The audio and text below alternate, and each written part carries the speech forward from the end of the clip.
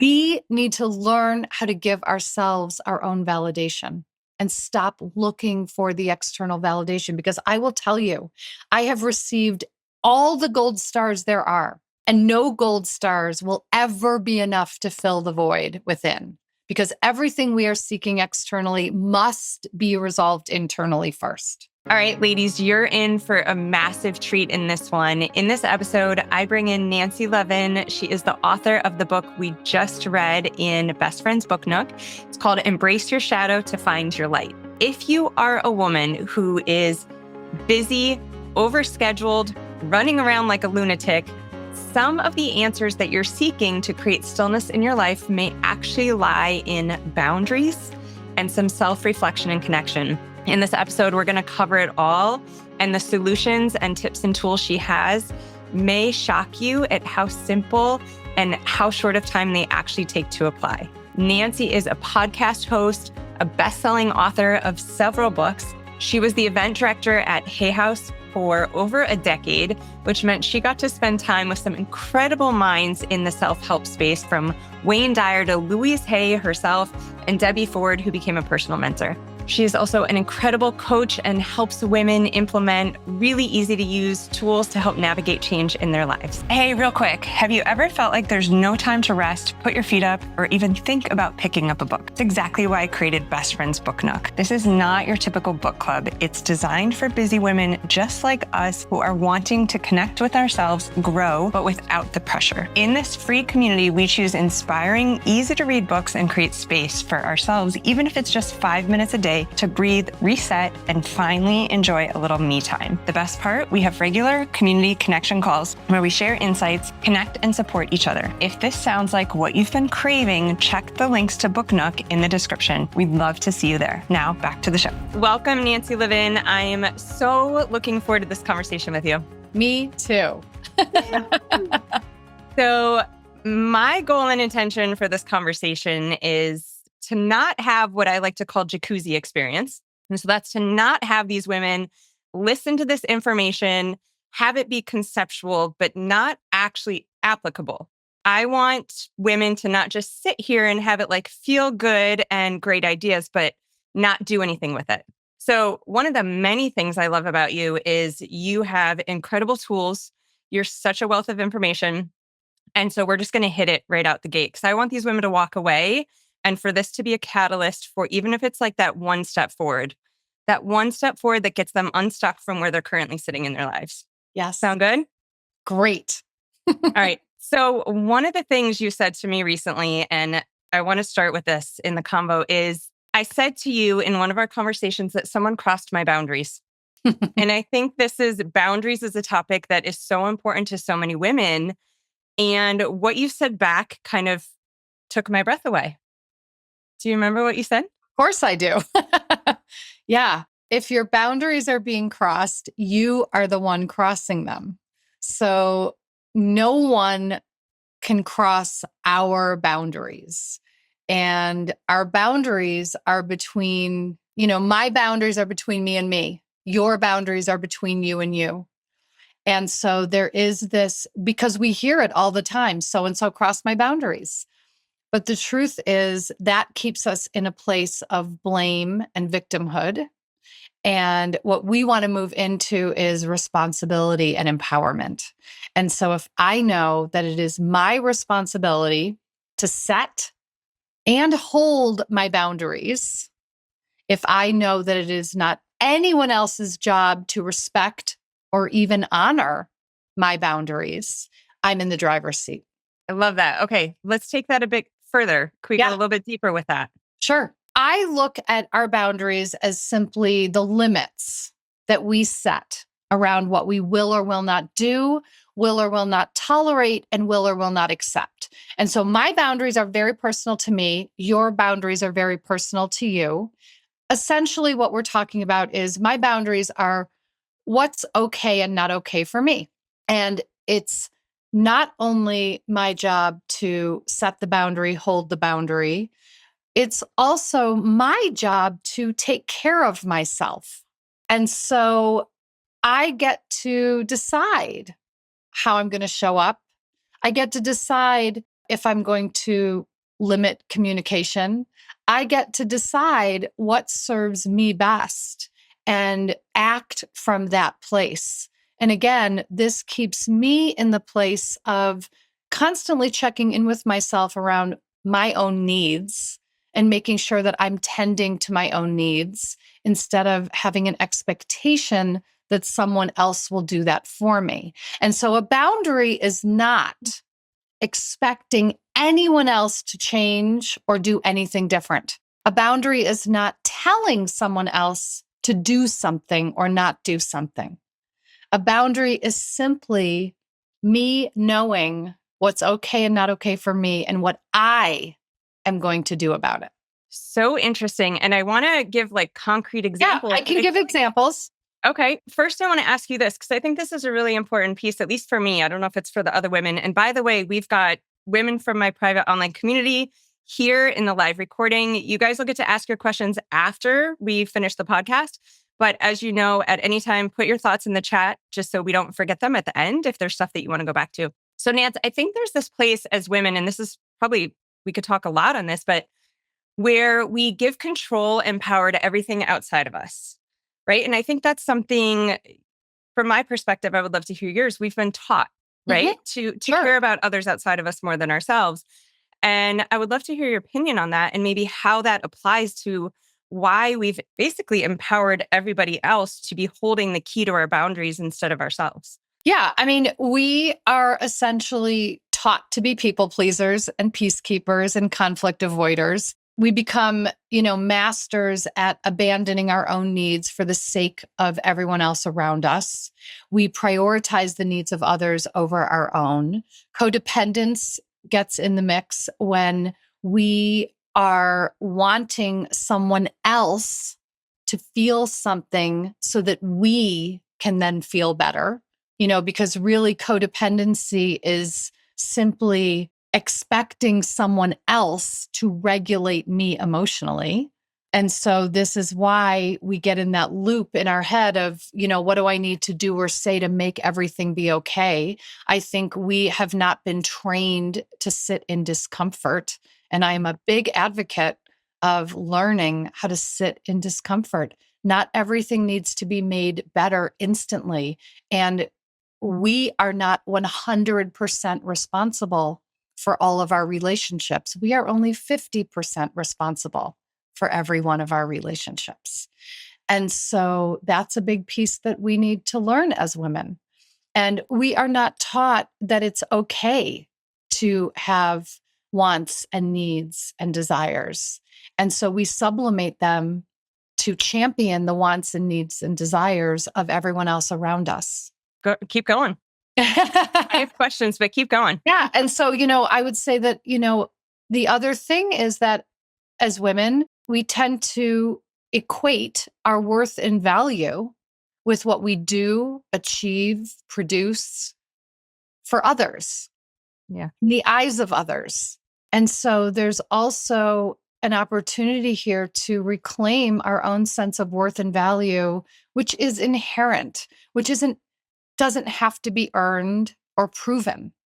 And yet, so many of us as women are essentially hitching our sense of worthiness to someone else's wagon, which is very precarious to let someone else be the determiner of our worth.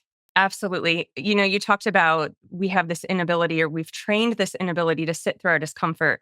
And I definitely want to delve into that. And before we do, to speak specifically on boundaries. So when you're talking about, what I heard is that we look to other people's emotions, our ability to maybe change them or impact them as something that's important and shifts our state. So when I hear that as a mother, I think about like picking up my kids from school, right? And kind of bracing for all their emotions, all their needs. How am I going to kind of sit through or help shift them out of it? And, or, those of us who have a partner that we live with, their ability, what they're feeling, what they're bringing to their space, impacting us, or us maybe feeling like we're responsible for shifting it. So can we delve into either Yeah. one or both of those? Yeah. I mean, here's the other thing. I mean, so with the scenario, with a partner or someone else in your space, what we tend to do is mood map.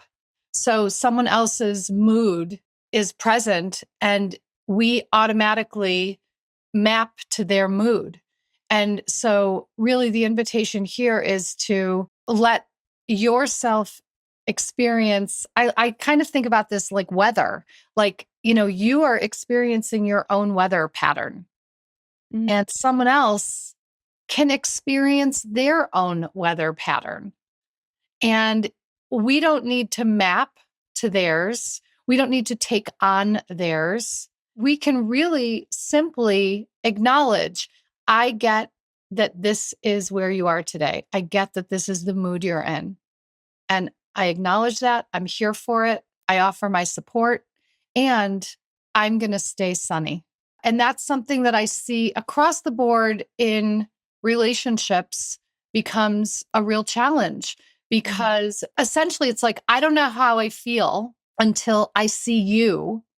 Mhm. And then once I see your mood, then I know how I'm supposed to be today. Instead of, I woke up feeling X and I'm going to continue feeling X, regardless of what else comes in front of me today. Yeah. So a couple things come to mind for me when I think of that situation literally playing out. And if you guys listening in the room want to put some things in the chat, I would love to hear what comes up for you. But two things, you've got to have a really strong internal anchor Mm-hmm. to come back to, which we're going to talk about, sitting through Yep. discomfort. And then what happens if maybe you're with someone, whether it's a child or a partner or someone else in your space, and maybe they're used to you latching onto them. Yeah. Maybe they're used to Yep. pulling people into their negativity and they're wanting that attention like passive aggressively. How do you start to kind of untether from that if it's a situation you've always played out? Right. And so what we have to first acknowledge here is we are changing the rules of engagement. We are showing up differently than we have in the past.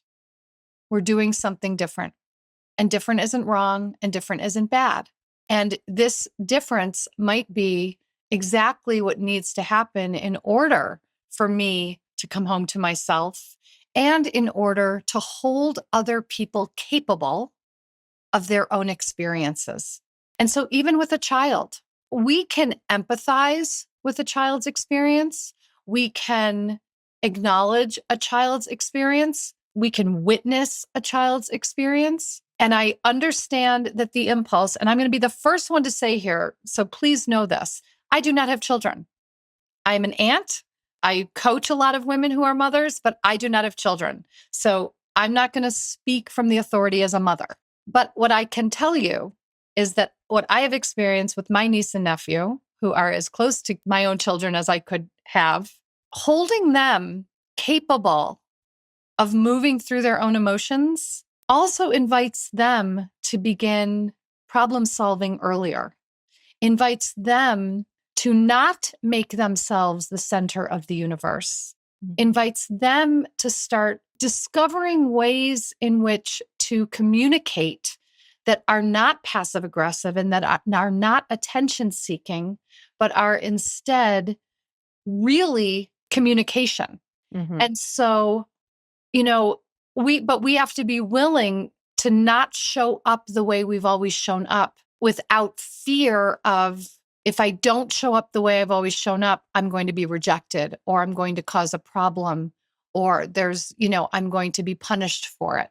I want to ask you one more question, and I want to delve into your story a little bit because I think there's some really powerful information there, whatever you're willing to share. But, if you could describe, whether it's from your own personal experience or as you're coaching all of your clients through this, what does it feel like viscerally in our body when we're sucked into someone else's energy and we're living our lives this way versus when we're clear and in our own space? Yeah. I mean, I can speak about this from my own experience being in my own body viscerally, because when I was, in the height of my people pleasing, my peacekeeping, my conflict avoiding, not rocking the boat, projecting an image of perfection to the world, managing the perception of others by the lens I gave them to see me through, when I was in deep hiding there was a way in which I was living constantly on high alert. I was always bracing for impact. I was living in fear of any sort of exposure. And I was very compartmentalized. I was completely disconnected from myself, my truth, because bottom line is I didn't want to know me, and I certainly didn't want anyone else to know me. I did not want the truth out there. And once I was able, and this was a process, but once I was really able to tell myself the truth and to share that truth with people who were safe, the amount of energy and internal resource that became available to me was unfathomable. The space I felt not only in my body, but in my mind, the way I had been consciously and continuously manipulating my own thoughts to package myself to be palatable to everybody else, to not say this or to say that, or not do this, but to do that, was exhausting. And it was an extraordinarily heavy burden to bear, to carry, to hide, to hold up the mask, the cape, all of it, the facade, the armor, all of it. And just the sheer energy that I felt instantly when I was able to release all of that was what essentially gave me the fuel to seek even more freedom. It ignited you. Yeah. You know, one of the main pain points I hear from the women that I work with is this constant like busyness. Mm-hmm. And no matter what, I don't Yeah. have enough time and I'm Yeah. running around and I don't take breaks and I don't sit and there's no time and blah, blah, blah. And, you know, I can't help but wonder if part of that, not in every situation, because I think we are all juggling a lot more than we need Yeah. to be juggling. Mm-hmm. But, you know, you mentioned like this lack of willingness to sit through our discomfort. And whether that's just like sitting through our discomfort or sitting through our truth or breaking through that barrier of who is it that we actually are at our core and stopping fixing those thoughts into positivity and it's all good and the masks that we wear. Oh God, so many questions around that topic. But I guess I'll just ask, like, what do you hear in that? What resonates with you from that? Do you feel like that's a big piece of the work that we need to do is be able to sit in that space Yeah. in order to get to this whole Yeah. self aspect that you described where we have more energy and freedom and we can actually stop all the busyness and movement in our life and just be. Yeah. I mean, here's the thing that, for so many of us women, busyness becomes that badge of honor, and we want to, prove how much we're doing or how much we're accomplishing or how much we're achieving or how busy we are. We have no time, all of that. And here's the thing, we have time for what we prioritize. And the other piece is that busy is a way in which we bypass our experience. We bypass what's true. We, trying to only look for the positive is a bypass. And we actually need to learn how to sit with everything not being how we want it or everything not being okay. And we need to be able to look at what are the things that we can do to move ourselves in a different direction. But if we keep bypassing, if we keep looking for these hacks, we are going to actually miss out on a whole element, a whole depth of power and resource that we have inside of us that we don't tap into. And this is really why I'm so passionate about the shadow, because we have all these buried parts of ourselves that we have expended a lot of energy keeping down because we don't want to feel the feelings of them or we don't want to experience them. And so we make a quick shift into positivity. And I like to not look at these polarities of good or bad or negative or positive. And instead, all of these experiences, all of these attributes, all of these qualities just are. They just are charge neutral, and we have access to all of them. But the busyness that we prioritize really is keeping us from ourselves. I definitely agree. And I love your shadow work. So we're going to delve deep into that. I mean, that was the book that we just read in the community. Before we do that, I have to ask you, I love this phrase, our mess is our message. Mm-hmm. And whether or not that exact phrase resonates with you, I think for a lot of us women, we run around like this, we wear these masks, and then something happens in our life where we either, like for me, I got sick. I got really sick. And I was like, I can't live like this anymore. I need to get creative with like the real ways to take care of myself. For someone else, that might be a relationship change, So would you mind sharing a little bit about what was the catalyst for you in delving into this work? I love you're so open about your personal story. So thank you. Yeah. So just to sort of give context, I was the event director at Hay House Publishing, our publisher, and I was touring the world, producing in-person events for really the greatest teachers in the field of personal growth, wellness, self-empowerment, and was incredibly fortunate to be quite close with Louise Hay herself, with Wayne Dyer, with, all the luminaries in the genre. And nothing of theirs really landed in me until I was in my own crisis. And my own crisis came in the form of me blowing up my marriage. And I always say I had a front row seat and a backstage pass to all of the speakers.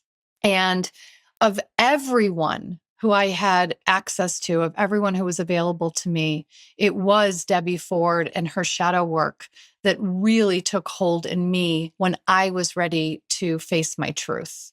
And so the way this all played out, and I do share about this in my books and my podcast and other places too. The way this all played out was essentially I came home from an event I had been producing with Hay House to discover that my then husband had read my journals. And what he had discovered in the journals was that I'd had an affair 8 years prior. And because he was the type of person who really wanted to slap the scarlet letter on me and parade me around the square. He threatened to make copies of my pages and send them to my parents, my sister, my friends, my coworkers, to really let them know who the real Nancy was. And I also, at that time, really feared any kind of exposure. My motto had been, never let them see you sweat. And so I internalized everything that was happening to try to keep our marriage together because I didn't want to experience the public humiliation and shame. And so I spent nearly 2 years doing everything I could to keep the marriage together. He really knew how to push my buttons, as someone married to me for 18 years would know how to do. And I, during that time, really had to come face to face with my own truth. I had to do the deep dive into, who am I? What am I doing? What are the circumstances that led me to this? Because ultimately, it's not as much about the infidelity as it is about the infidelity to myself. Mm-hmm. I wasn't able to tell the truth to myself. I wasn't able to tell the truth to him. I wasn't at that time able to extract myself from that kind of marriage where I had felt extremely controlled. And the thing is that the deep work I did on myself at that time, which is really what brought me to doing the work I do today, back in 2010, when I was ready to get out of my marriage, I had already been close with and producing events for Debbie Ford. And she pulled me aside right before one of the events was going to begin. And she said, this weekend, you are going to let your staff run the event and you're going to sit your ass in the chair and you're going to do the work. And that was February of 2010. And then I filed for divorce in June of 2010.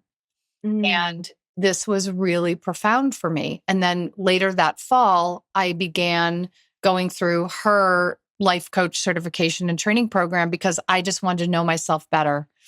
And so through all of this, I was able to start connecting dots. So from the man I married all the way back to my older brother who died, my older brother who had been born severely disabled, and looking at, okay, we now know that what happens in utero, we're soaking in all the mother's, in my case, my mother's fear, neurosis, grief. And in an adult conversation, my mother has said to me, I did not want to attach to you when you were born because I was waiting to see what was wrong with you. Wow. And so She was yeah, protecting herself. yeah. Yeah. And so, this is where our shadow beliefs begin. This imprint, very young, under the age of 10, not conscious. But what do I make it mean if I have an older brother who's incapacitated, essentially? I begin with a belief of some version of my needs are not important. His needs are more important than mine. Everyone's needs are more important than mine. And I am not important. He dies. The imprint becomes, if I am imperfect like he is, I will die. And so thus begins the quest for perfectionism. I begin trying to heal a grief in my parents that can never be healed. I begin understanding that I need to be more for my parents than just one child. So my not enoughness really originated out of, it's not enough to just be me. I need to make up for him as well. And then that even maps to the man I married, because on the day we met, it was like he said to me, "Hi, I'm broken." And I said, "Well, great, I will fix you." And all of that, I couldn't fix my brother or save my brother or my parents, but I'll fix this man. And this is how this all maps. And so it wasn't until I was in my mid 40s when I was really able to look at, oh, this happened, this created this, this created this, and look at how all the dots connect, how the constellation of my experiences all connected. And everything then was able to shift and change once I was able to see that.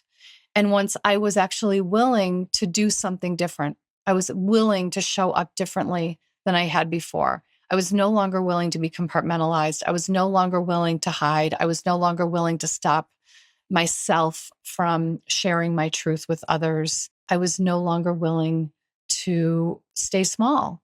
So many powerful things there. Thank you for sharing that. I know that's a Of deep course. delve, and I know you've shared it many places. You're an open book, which it's one of the reasons I love and appreciate you. Thank you. Um, a few things. So, listeners, as we're hearing Nancy talk, kind of like zoom out, and I love how you call it constellations, Mm-hmm. figuring out kind of where all these things that made you you, or the way Right. that you were presenting to the world, where they came from. And what I hear there is awareness. And I Mm-hmm. think awareness is such a powerful part of the shadow work. And we're going to get into that in a minute, because I think, we can hear the word shadow work for a lot of us busy women who have just like run around and escaped it. It's like, oh, I don't want to go there. I don't want to go Yeah. there. It's good. I'm just going to keep it stuffed. It's not hard. A lot of it is simply about this awareness and then Mm-hmm. choosing different. Yep. But before we go there, I cheered a minute when you were telling your story. And the reason that I cheered is that, God, when I hear about someone reading a journal, and I'm someone who's had to work really hard to be able to journal because my fear is being seen, right? Being vulnerably seen, or it's been a fear in my past. I had to write and burn for a long time. But for that to happen to you, for it to blow up in that way, for him to say he's going to share all these secrets that you had with the world, I mean, I feel like that could make any woman just go inside her shell even more. And so this is where I think It's so interesting how you were put here on this earth to have those experiences. And then you match up with Hay House and you're going around. And, Yeah. I love the saying that you become the most like the 5 people you hang out with. And so I feel that's got to be at least a big part of, Yeah. you know, you think about when you have 5 friends versus when you travel. When you share a hotel room with someone or you share an airplane row with someone or you're building events with someone, like that is a completely different immersive relationship.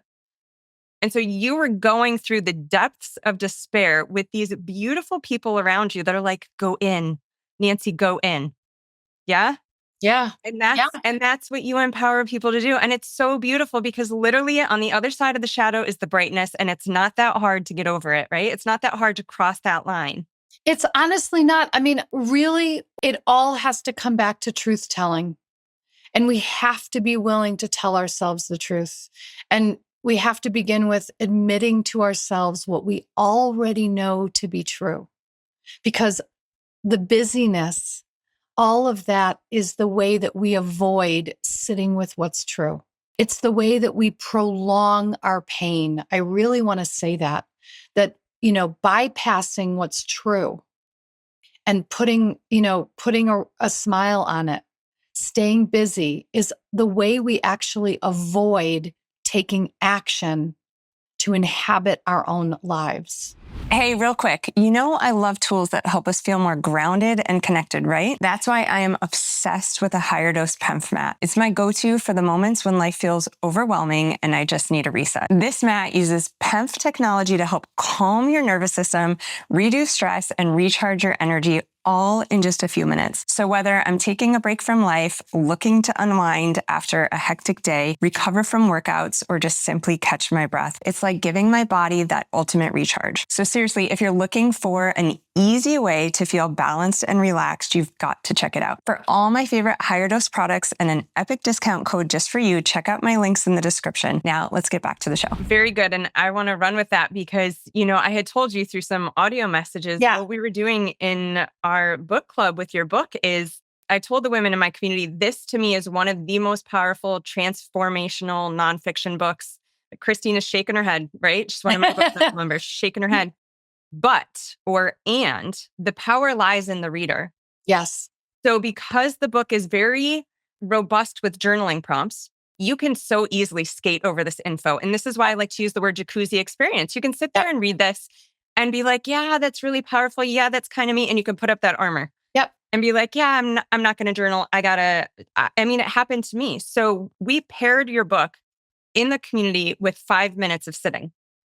It was like, sit our butts down, work through these prompts. And I asked them, I'm like, I want to hear what comes up. And so I want to ask you, because again, it's so easy in those moments to be like, yeah, I'm not avoiding it. I just need to start to get the kids ready, or I need to hop in the shower to get to work. How can we start to bust through those moments? Like, stuff comes up. I know you do personal coaching with people. So if someone's saying to you something like, Nancy, I know you want me to do these journaling prompts, but I don't have time in the morning. Like, what closed captions are going off in your mind when you hear things like that? First of all, it's going to come back to prioritization. And the way I will talk about priority is that it is a singular word. And yet we have bastardized this into priorities, which actually dilutes the meaning. We can have one priority at a time, and we can have several different priority during the day. So I can have a priority in the morning, I can have a different priority in the afternoon, and a different priority in the evening, let's say. Here's the thing, I'll bring it back to what I said before. We prioritize what we put attention on. We prioritize what's going to keep us out of trouble or what's going to feel good. Or we prioritize what someone else needs from us. Because really, what we are very carefully disowning in this process is feeling selfish. Talk more about that. What do you mean when you say that word? So putting too much attention on ourselves. We think that that is selfish. Okay. So question for you. Do you think that we don't do it because we think it's selfish and so we're ignoring others? Do you think there's an aspect of it that we don't do it because we're avoiding it, because we're I think it's afraid? both. No, I think it's both. I think it's I don't want to look within. Mm-hmm. That's one thing. Yeah. I don't want to look within. I don't want to know what's going on in there. I just want to skate through my life on the surface, and I don't want to do the deep dive. I don't want to look. Right. It's so much easier to just be like, I mean, I think it is true. I think we do Yeah. struggle to put the And attention on ourselves. yeah, that's a whole different kind of person. Mm-hmm. I just am not interested in looking within. I'm just going to sail through my life and it's just going to go how it goes. Yeah. I'm not so interested in her Mm-hmm. because she doesn't have willingness to look within. So, someone who's willing, the avoidance will come up as a deterrent for sure. And it will also be coupled with that sort of inner critic voice of, you're so selfish. And so part of this is to actually be able to stand in, I am so selfish, and to really be able to own my selfishness. I am going to wake up at 6 a.m. and I am going to go into a room where I'm going to close a door for 30 minutes and be with myself and connect with myself first. And I'm going to put a sign on the door that says, I will come out when I'm finished. A boundary. Yeah. And I will let everyone in the house know from 6 to 6:30 a.m. I'm not available. Whatever that looks like in your own context. But most women, especially, are unwilling to do this. The other piece is that really being able to sit in silence with yourself is the greatest gift of love. The self-connection practices of meditating, of journaling, whatever it is that connects you to yourself first and foremost. And I'm a big proponent of having that be the way you begin your day and the way you end your day in self-connection, even if it's 1 minute. This is the way you begin orienting toward yourself instead of being other referenced, because we need to become self-referenced. What does self-reference mean? Meaning that I know where I end and I begin. Ah. That I know how I feel, that I know what's important to me, that I know what I think, Mm-hmm. that I Right. don't need to look outside of myself to discover any part of myself. Yeah. And I think that's so important when you were talking about boundaries before. And maybe this is just my lens. So, you ladies in the room, you can put in the chat if you see this in a different way. But I think for a lot of my life, and I know Catherine, who's in the call, we talked about this as well. Catherine in the call is an acupuncturist, and she talked about these like 7 levels of energy. Mm-hmm. And I'm probably butchering this, but the goal is to like keep our own energy in our own space and Mm-hmm. other people's energy in their own space. Right. And I think for women who resonate with the word maybe empath or sensitive or any of those things, it's like it could be it's a learning opportunity to pull our energy back into our space. So this is where I think that self-connection, that self-reference is so important, because then, we talked about this, Nance, at the beginning of this month when you came on the IG Live. Like, it's one thing for us to say, okay, let everyone around us do what they want. Let them be who they are. Let the coffee shop be closed. Like, let it go, right? Let it go. But then when you do that, all the shit comes up in your head, right? All the dark thoughts or mean things or spinning stuff. It's like to go to a place that's like, boop, nope, it's good. I feel that's where that time becomes really important, so that we have somewhere to go to. It becomes familiar, right? This space within ourselves is familiar. Yeah. And I think for so many of us women, if we don't spend time there, we don't know where to go in those moments. Yeah. I mean, Right. it's essentially like building a muscle. Yeah. So you don't go to the gym and immediately bench press 100 pounds. You have to start somewhere and build your muscle. Yeah. Same with this. Like, we have to build our muscle of sitting in discomfort, or build our muscle of sitting in silence with ourselves. I mean, I happen to be someone who first of all, I'm an introvert and I love to be alone. In fact, I would choose being alone over being with another person any day. And we really need to learn how to cultivate this relationship with ourselves. I often will talk about being alone as being with yourself. Alone doesn't need to default to lonely. Alone can actually be incredibly fulfilling and enriching if that relationship is cultivated. Well, I think that's something really important for us to dive into. And I want to say too, for women listening now or later with the recording, how many times have we been as women surrounded by people, but incredibly lonely? And it's because that relationship with our true self, our whole self, isn't being fed and nourished. Right. Okay, so if a woman's like, sounds great, how do I do it? Like, how do I cultivate this relationship with myself? Yeah. What do I do? Right. Yeah. So, I like to suggest beginning with a morning and evening practice of self connection. This can be 1 minute. This can be 1 hour. It's not about the time, it's about the consistency.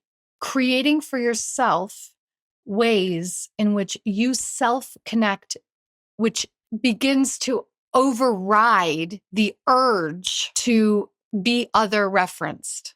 The flexing the muscle. Right. And I imagine there's an awareness, there's awareness piece there. I feel myself being pulled. I feel myself being pulled. Exactly. I'm going to pull back here. Come back here. So I will say that I'll give really practical things that I do. Yeah. Okay. So before I go to bed, I actually start, I kind of like, I'll go my evening into my morning. So before I go to sleep, my evening, so I take a very hot shower. I put my phone in airplane mode. And as I'm falling asleep, I have a self-love meditation that I do. It's just very simply first imagining in front of me someone, a being, so a person or animal even, who I love. And then imagining my love going into that person. And then imagining that being stepping out of the way and my love ricocheting back into me. And so I do this practice as I'm falling asleep. When I wake up, because I had put my phone in airplane mode, there are no notifications on my phone. Very important. Yes. So I wake up and I meditate and I journal, and then I put my Wi-Fi back on. So I have now grounded in myself before letting the world in. And before going to look at the world for dopamine or oxytocin or, all of those things, I connect with myself first.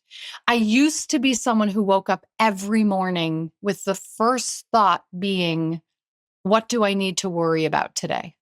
Essentially, which really is, who do I need to worry about, or what do I need to do for who?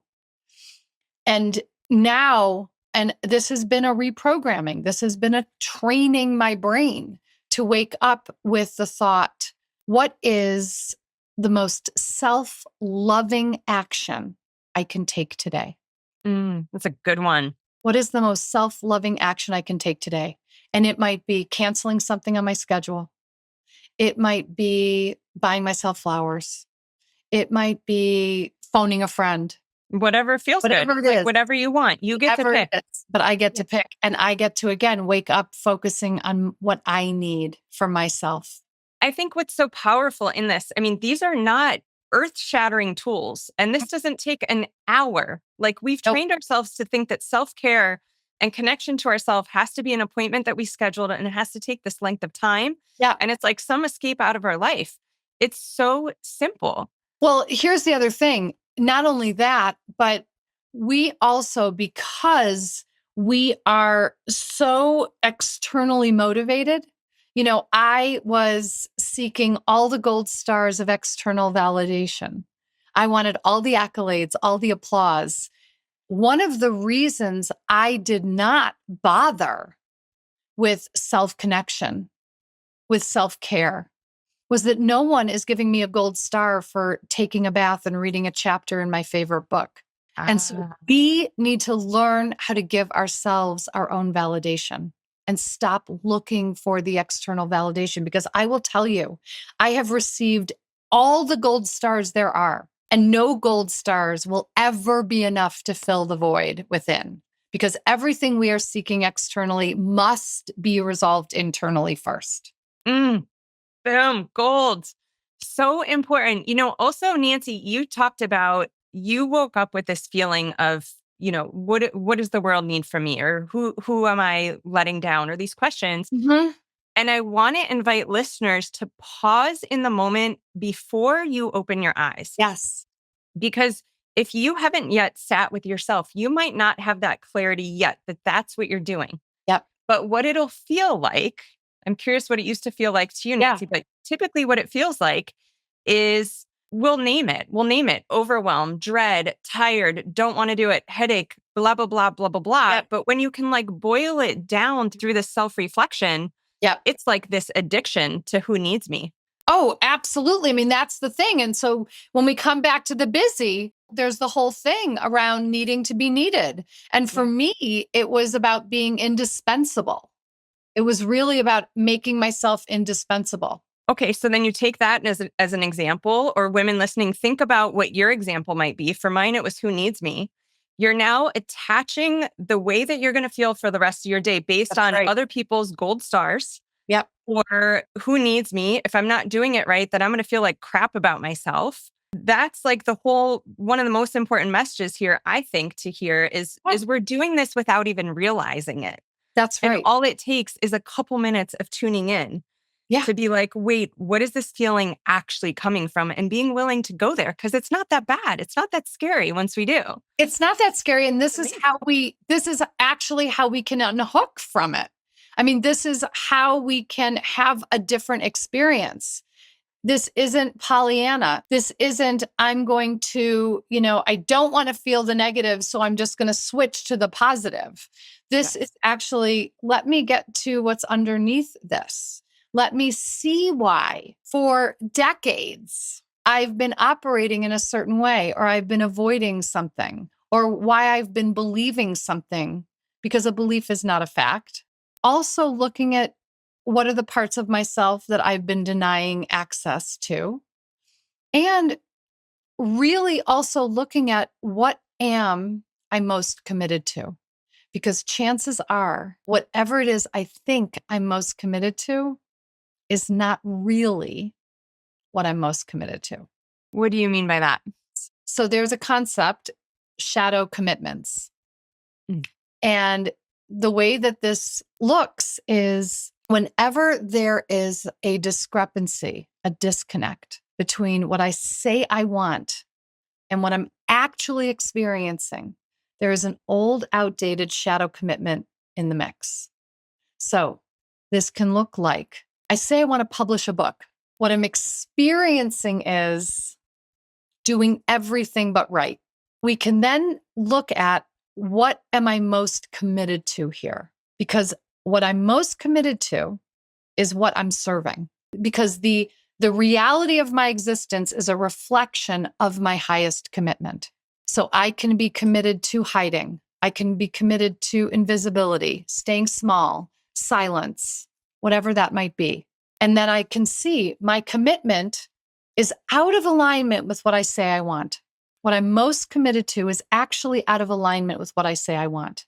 And here's the thing, these shadow commitments, we come by them honestly because we put them into place as promises to ourselves when we were children to keep ourselves safe. So there was a time that staying silent or invisible or small kept me safe as a child. The very thing that keeps me safe as a child is the seed of self-sabotage as I become an adult. Oh, wow. So I now need to uncover that old, outdated shadow commitment and be able to recognize, oh, I'm more committed to hiding than I am to publishing this book. Then I get to consciously, as a grown-up, insert a new commitment that is in alignment with what it is I want. And so it can simply be shifting the commitment to visibility. And now my commitment to visibility is going to serve what I want. Most of us think we don't have what we want because it's about willpower. or discipline. That's not it at all. We don't have what we want to be experiencing because we're committed to something else. It's mind-blowing. It's mind-blowing. Yeah. So if someone, I mean, literally, I guess if we took ourselves through our day and we became aware and took a pulse on all of our distractions, we'd probably start to see this incongruency in the shadow commitment, right? Bingo. I want to get really fit and healthy this year. Yep.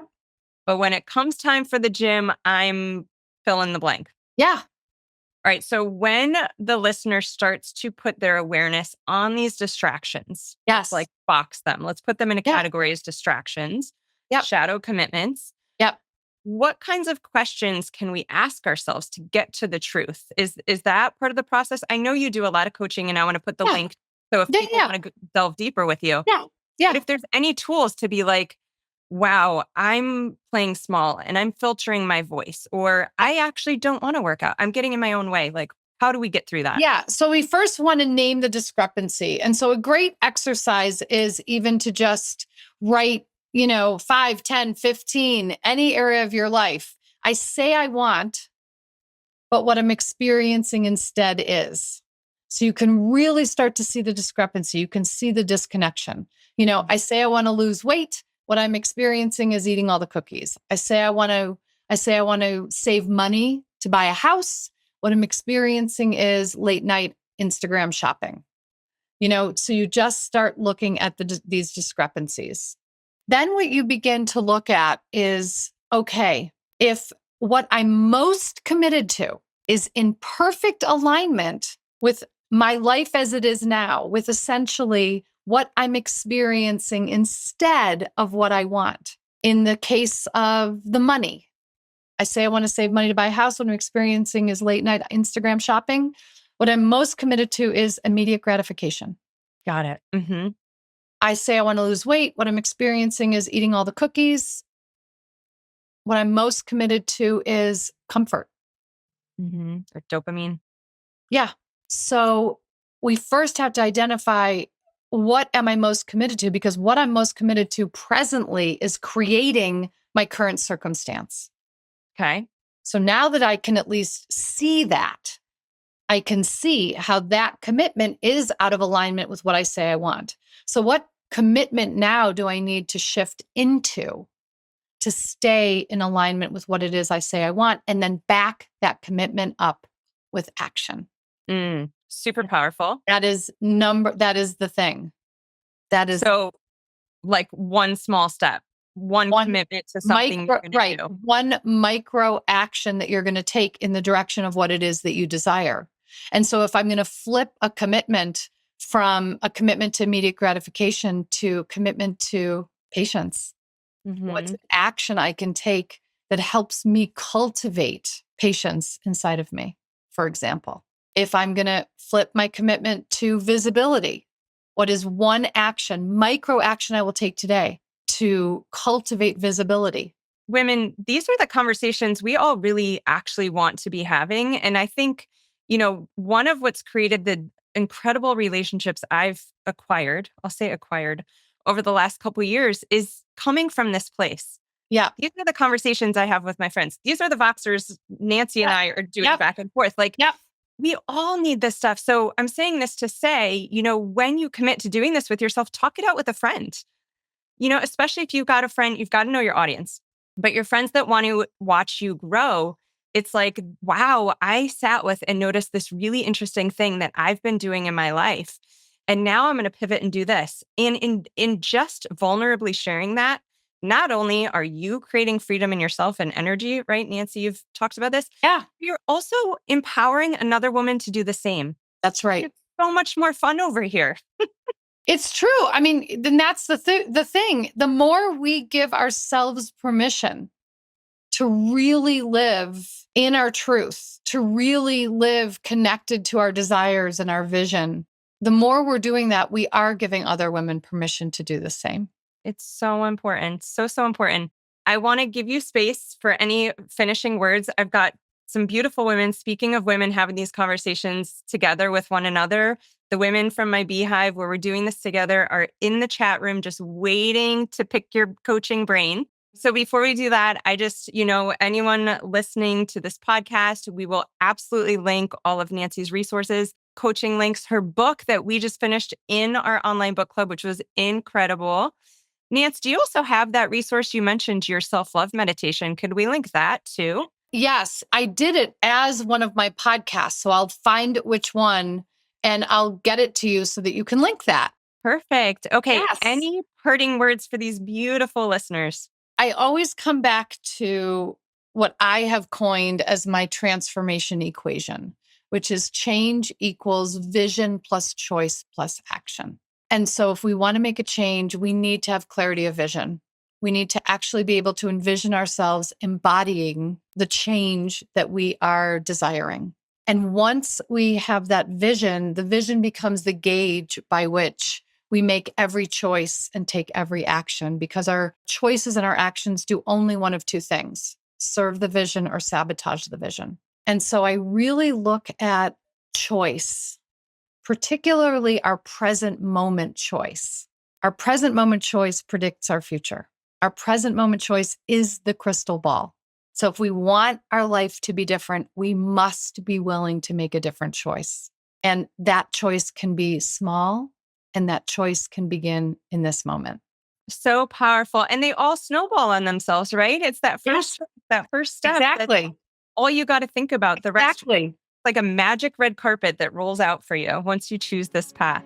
Oh, Nancy, well, thank you so much for your time and your beautiful Thank you. Always a pleasure. Thank you. Thank you. Thank you.